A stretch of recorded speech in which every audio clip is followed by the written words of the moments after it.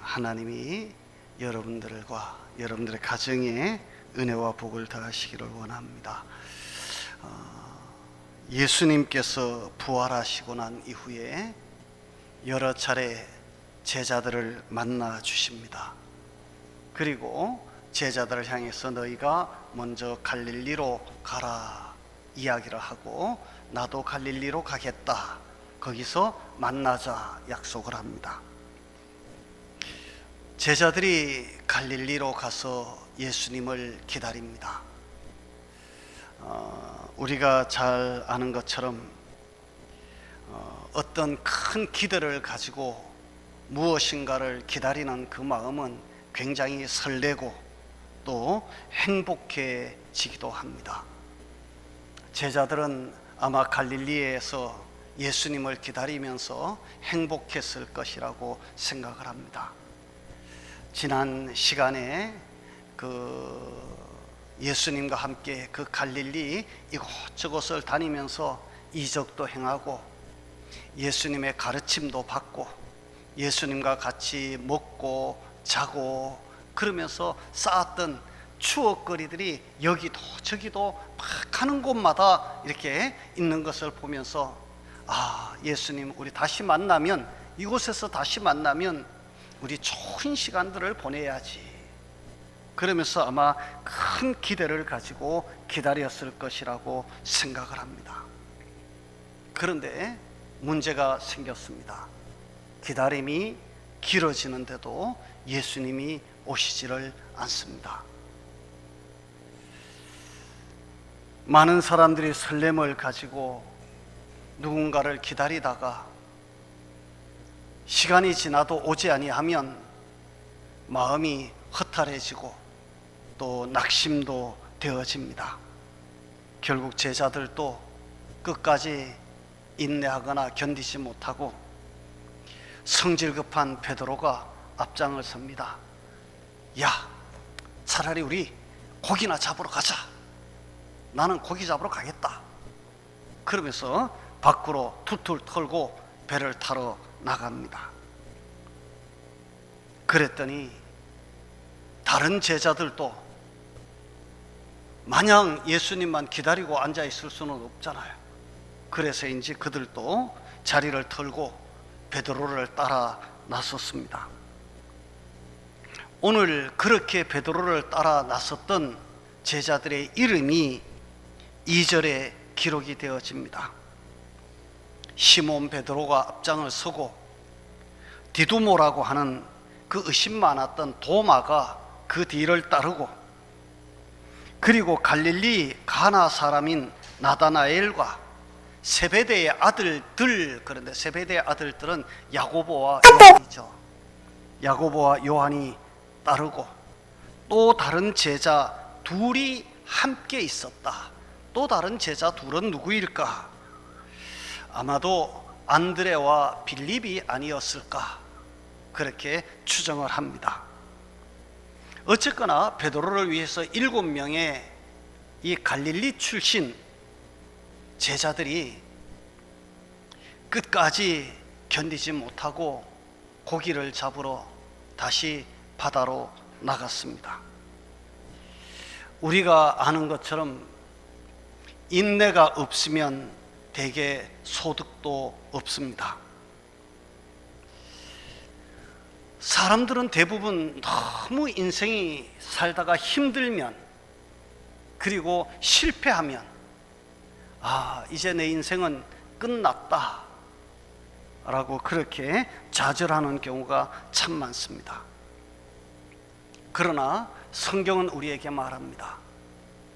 우리에게 사명이 있고 우리에게 꿈이 있다면 우리의 인생은 절대로 끝난 인생이 아니다 라고 하는 것이죠. 사람들의 실패가 어떤 때는 하나님께는 새로운 시작이 될 수도 있다 라고 하는 것을 보여주는 것이 오늘 우리가 읽은 이 본문의 말씀입니다. 여러분, 사람이 살다가 보면 좋은 날만 있는 것은 아니죠. 힘들 때도 있고, 상처를 줄 때도 있고 상처를 받을 때도 있습니다. 우리가 살면서 힘든 것만 생각하고 상처만 생각하면 아마 우리는 이 세상을 살지 못할 겁니다. 너무 아프니까 말이죠. 하지만 이 아픔을 극복하는 보약이 있습니다. 여러분들이 잘 아는 바로 꿈과 비전입니다. 우리 기독교에서는 그것을 사명이라고 부르기도 합니다. 사명이 있는 사람은 어떤 경우에도 넘어지거나 쓰러지거나 낙심하거나 좌절하지 않는다. 꿈이 있는 사람은 어떤 경우에도 실패하거나 무너지지 않는다. 꿈이 없으니까 사람은 무너지는 것이고, 앞에 보이는 비전이 없으니까 사람은 무너지는 것이라고 생각을 합니다. 사람들이 감옥에서도 견디는 사람이 있고, 그 감옥을 견디지 못해서 스스로 무너지는 사람들도 많이 있습니다. 대개 형기가 정해져 있는 사람들은 그래도 버팁니다. 몇 년만 참으면 내가 나갈 수 있다. 그것이 그들에게는 희망입니다. 군대 가면 군인들이 참 힘들잖아요. 정말 따분하잖아요. 그런데 군인들이 그 힘들고 따분한 병영 생활을 이기는 비결이 있습니다. 뭘까요? 집에 가는 날 손꼽아 기다리는 겁니다. 그래서 말년병장이 되면 달력에다가 이렇게 하루 아침에 일어나면 이쪽으로 이렇게 줄을 하나 긋고, 저녁 때 되면 옆으로 하나 긋고, 그 다음날 아침 되면 막 까맣게 지우고, 그래가면서 이제 나는 며칠 남았다 그러고 희망을 삼고 그렇게 버텨냅니다. 여러분, 힘이 들어도 꿈을 잃지 아니하면 내일은 반드시 우리에게 다가온다는 사실을 꼭 기억할 수 있기를 바랍니다. 오늘 성경을 보면 이 제자들은 자신들에게 주어진 소중한 이 사명을 잃어버렸습니다. 그들에게는 예수님을 만나서 예수님과 다시 함께 하겠다고 하는 꿈이 있었지만 예수님이 빨리 찾아오지 않으니까 그만 낙심이 되어버렸습니다. 그래서 그들은 에이, 까짓 거 우리 전에 하던 일이나 하자. 그리고 고기를 잡으러 바다로 간 것입니다. 그런데 여러분, 우리가 꿈을 포기하면 무엇을 이룰 수 있을까요? 제자들은요, 그날 가가지고 밤새 그물을 던졌는데 아무 소득이 없었습니다. 기적입니다. 우리는 기적이라고 하는 것이 고기를 많이 잡는 것이 기적이 아니라, 어부가 그것도 한두 사람이 아니라 7명이나 배를 타고 나가가지고 밤새도록 그물을 던졌는데, 그것도 갈릴리 출신 어부들이잖아요. 늘 거기서 고기 잡아 먹던 그 사람들이잖아요. 그런데 던지면 허탕이, 던지면 허탕이, 밤새 그렇게 해가지고 고기를 한 마리도 못 잡은 것, 이거 정말 기적이잖아요. 그런데 여러분, 어부들이라고 하는 것이나 농부들도 마찬가지지만 그물을 던져서 고기가 많이 들면 건져 올리는 게 힘이 듭니다.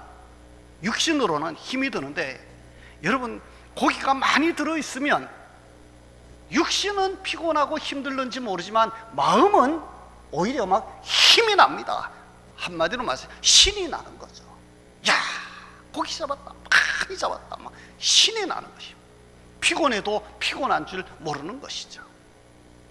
그런데 던졌다가 빈 그물 건지면, 여러분, 이게 한 번도 아니고 두 번도 아니고 밤새 그 짓을 하면 얼마나 허탈할까, 얼마나 힘들까, 여러분 충분히 상상이 되지 않습니까? 그런데요, 그렇게 허탈함도 때로는 필요할 때가 있습니다.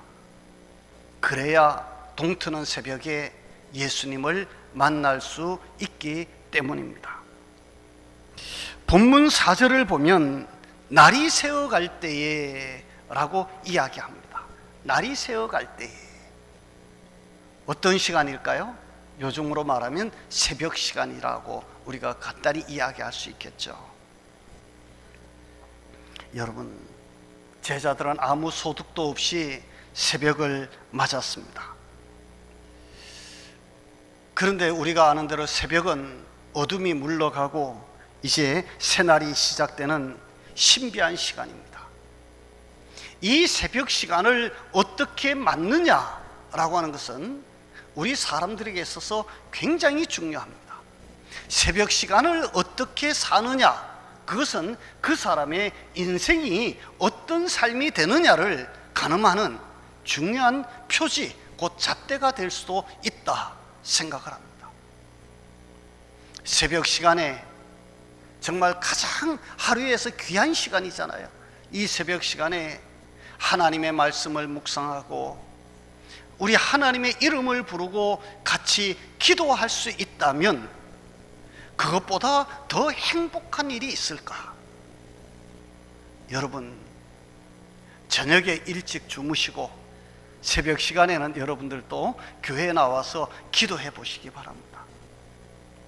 저녁 늦게까지 안 자고 새벽에는 그냥 정신없이 떨어져서 주무시고 그러지 말고 이걸 좀 패턴을 바꿔보세요. 그래서 저녁에 좀 일찍 주무시고 새벽에 일어나서 교회에 나와서 하나님, 오늘 하루도 하나님이 지켜주시고 하나님과 동행하면서 하나님의 보호를 받으면서 그렇게 오늘 하루도 은혜 가운데 살게 해 주십시오.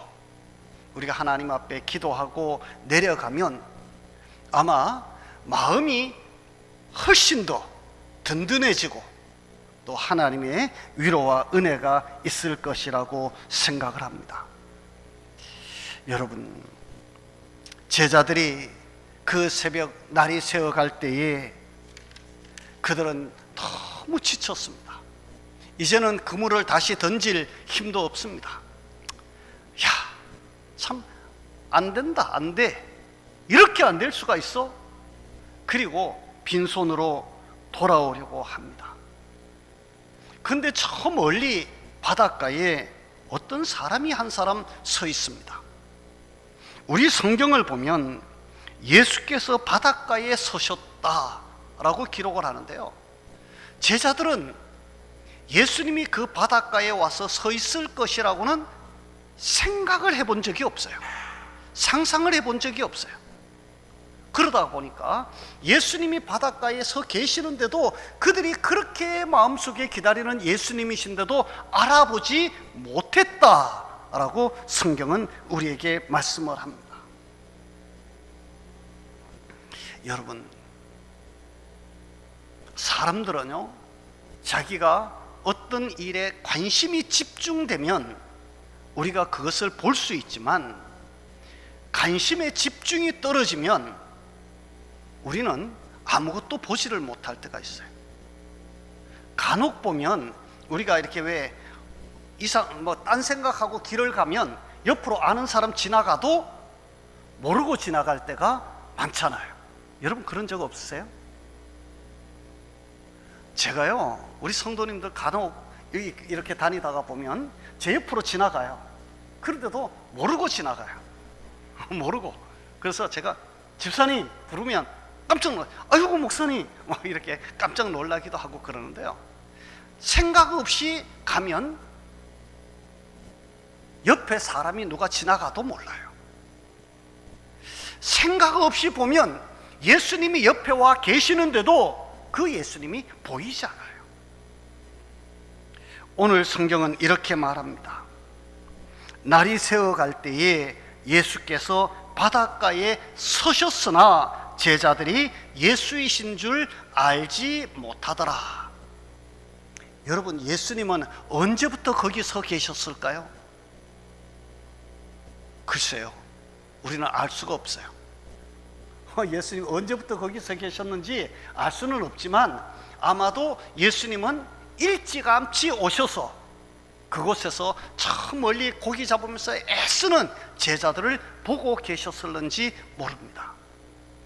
그런데 제자들은요, 자기들이 고기를 잡겠다고 그물 던지고 막 열심히 일하느라고 저 앞에 와 계신 예수님을 보지를 못하는 거예요. 진작에 예수님을 보았더라면 예수님 좀 도와주세요 그랬으면 예수님이 한마디만 하시면 그 배의 그물이 뭐예요? 찢어질도록 고기가 올라올 텐데, 제자들은요, 예수님이 옆에 와 계시는데도, 저 옆에 와 저 바닷가에 서 계시는데도 알아보지를 못하고 있었다라고 이야기를 합니다. 여러분, 사람들은 누군가가 정말 일이 잘 되고 힘이 있고 도움이 필요 없을 때는 자꾸 도와주겠다는 사람들이 많이 나타납니다. 내가 힘이 있고 내가 무엇인가 할 수 있고 내가 크게 다른 사람의 도움을 받을 필요가 없을 때는 도와주겠다는 사람이 많아요.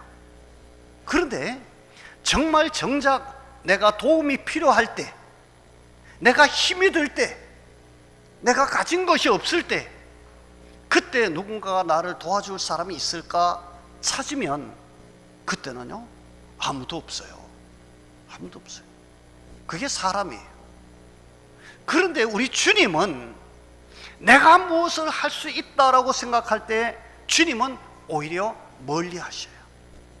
그런데 내가 아무것도 할 수 없다, 그렇게 내가 손을 놓으려고 할 때, 그때 주님은 오히려 우리 곁에 와 계시다라고 하는 사실을 우리가 잊지 마시기를 바랍니다.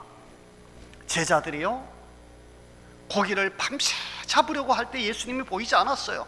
예수님이 아마 안 와 계신 것이 아니라 예수님은 저 멀리 와 계셨을 거예요. 근데 예수님이 그냥 바라만 보고 계셔요.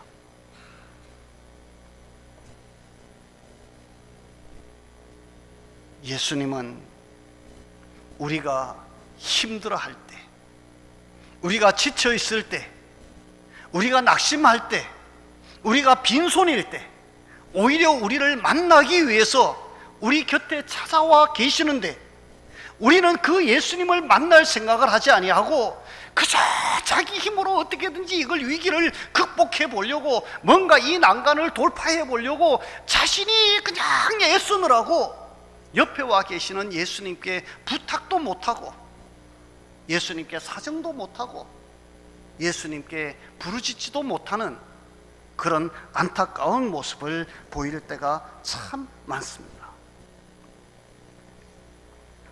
여러분, 스스로 나는 믿음이 연약하다 생각하면 주님이 우리 곁에 안 오실까요? 우리가, 여러분들 다 부모들이잖아요. 한번 물어봅시다. 여러분들에게 여러 자녀가 있는데 그 자녀들 가운데 어떤 자녀는요, 너무 똑똑해요. 너무 잘해요.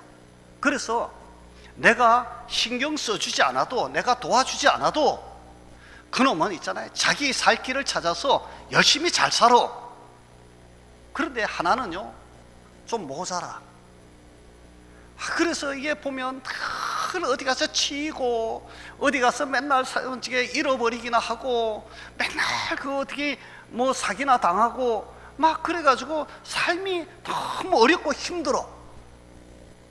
그러면 세상 사람들은요, 그렇게 어렵고 힘들고 사기나 당하고 바보같이 사는 그 사람은 무시해요.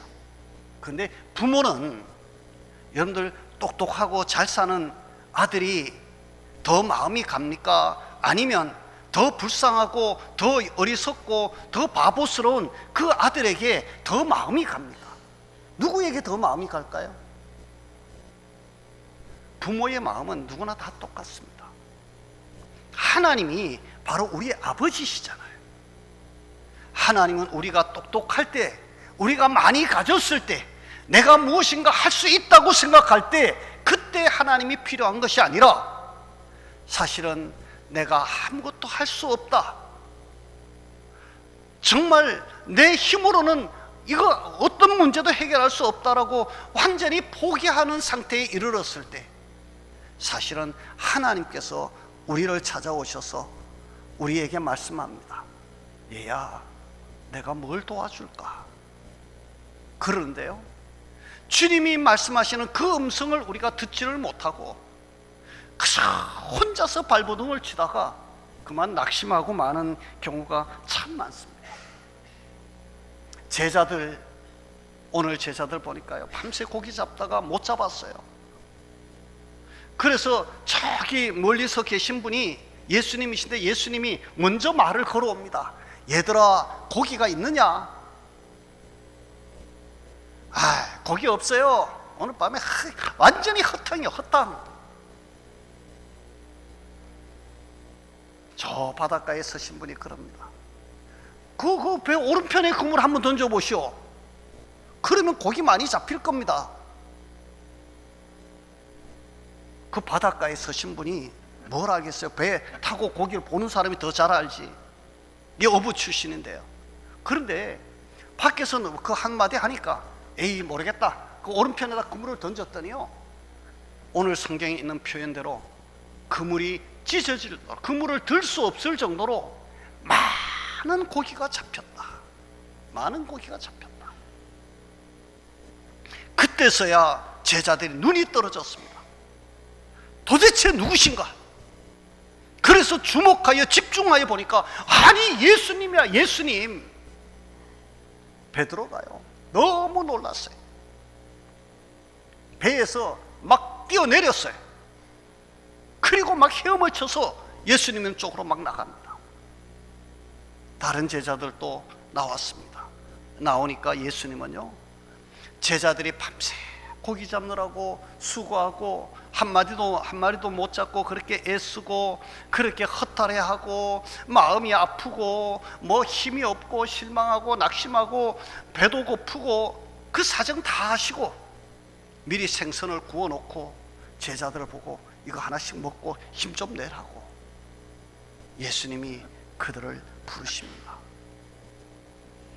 성도 여러분, 우리가 이 세상을 살면서 빈손도 축복이라고 하는 사실을 우리는 한 번쯤 꼭 생각해 보시기 바랍니다. 성경을 보면 아브라함도 그러고요, 다윗도 그러고요, 성경에 나오는 위대한 인물들 거의 대부분이 다 마찬가지인데, 그들이 위대한 일을 했을 때 주님이 찾아오시는 것이 아니라 그들이 곤고한 자리에 있을 때, 정말 마음이 괴롭고 힘들 때, 오히려 그때마다 하나님이 찾아오셔서 그들의 손을 잡아주시고 위로해 주시고 격려해 주시고 그들을 다시 일으켜 주셨던 것, 아마 여러분들이 성경을 읽으면 많이 보게 될 것입니다. 주님은 우리가 할 수 없다고 생각할 때, 나는 이제 끝났다고 생각할 때, 주님은 그때 다시 우리로 하여금 시작하게 하시는 분이라고 하는 사실을 우리가 꼭 기억하십시오. 그래서 여러분들이 정말 아무것도 할 수 없다고 생각할 때, 그때 눈을 들어서 여러분 곁에 와 계시는 주님을 찾으시기를 바랍니다. 주님을 만나시기를 바라고 그 주님의 손을 붙드시기를 바랍니다. 그러면 여러분의 인생은 만선으로 가득 차지는 축복을 누리게 될 것입니다. 우리가 이 세상을 사는 것은 내가 잘나서 사는 것이 아닙니다. 주님 때문에 사는 것입니다. 내 뜻대로 사는 것이 아니라 주님 뜻대로 사는 삶이, 그것이 축복이고 그것이 은혜고 그것이 감사가 되는 삶이라고 하는 것, 우리는 경험과 체험을 통해서 느끼게 되어질 것입니다. 주님은 힘든 여러분들 곁에 지금도 곁에 와 계십니다. 여러분들이 눈을 조금만 들어서 주님을 보면 주님이 보이는데, 우리가 눈을 들어 주님을 볼 생각을 하지 아니하고 그저 내 앞에 닥쳐진 이 현실의 세계만 보고 그것만 붙들고 그걸 어떻게 해결하려고 하다 보니까 옆에 와 계신 주님을 우리가 보지 못하는, 알지 못하는, 그 주님께 부탁하지 못하는 이런 어리석은 모습을 보일 때가 참 많습니다. 여러분, 주님은 멀리 계신 분이 아니라 여러분 곁에 계시는 분이십니다. 그리고 여러분의 빈손을 보고 계시는 분이고, 여러분의 빈 마음을 보시는 분이시고, 여러분의 어려움을 보고 계시는 분이라고 하는 사실 꼭 기억하고, 그 주님을 만나고 그 주님의 손을 붙잡고 그 주님과 함께 다시 일어서는 축복의 삶을 사는 여러분들이 꼭 되시기를 주의 이름으로 축복합니다. 우리 기도하겠습니다. 하나님 아버지,